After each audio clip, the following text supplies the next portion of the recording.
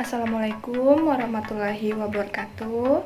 Perkenalkan, nama saya Enda Islamiyati Wibowo, stambuk F551818287. Saya mahasiswa dari Universitas Tadulako, Fakultas Teknik, jurusan Teknologi Informasi, Prodi S1 Teknik Informatika. Jadi, saya akan menjelaskan materi tentang sistem informasi geografis.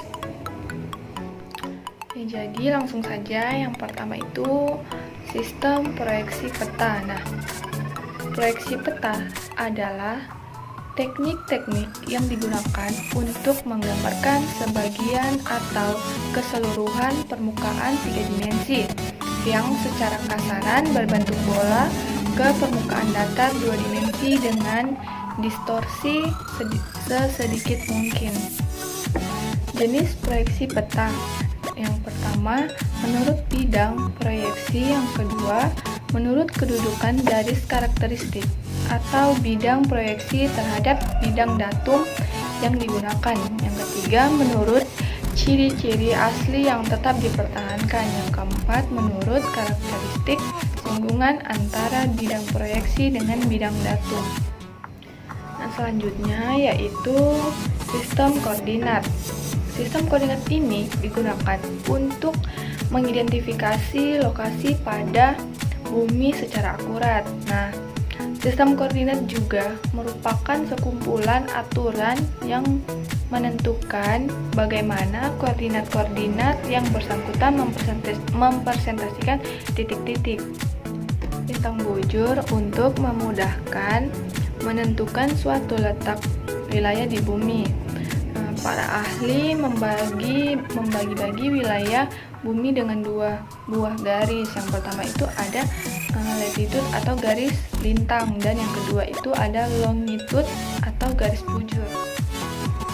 Yang pertama, lintang bujur latitude atau garis lintang, suatu garis yang memotong bumi menjadi 2 belahan, yaitu utara dan selatan, dengan tengah-tengahnya dinamakan garis ekuator, sehingga dikenal belahan bumi sebelah atas dari garis ekuator disebut U, dan wilayah bumi yang berada di bawah garis ekuator disebut lintang selatan.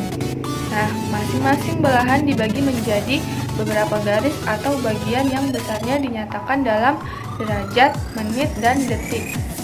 Yang kedua yaitu lintang bujur atau longitude atau garis bujur. Nah, suatu garis yang memotong bumi menjadi 2 bagian yaitu barat dan timur, dengan tengah-tengahnya disebut prime meridian, sehingga dikenal wilayah bumi yang berada di sebelah kiri prime meridian disebut bujur barat, dan wilayah bumi yang berada di sebelah kanan prime meridian disebut bujur timur.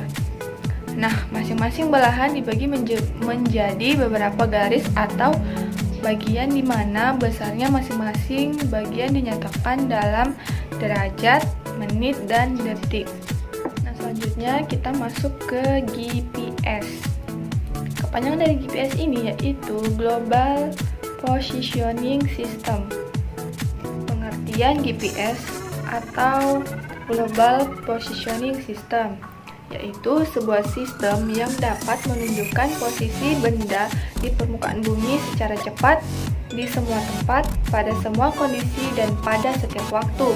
Nah, GPS merupakan perkembangan paling modern sistem navigasi kuno. GPS juga dikontrol oleh Department of Defense atau DoD.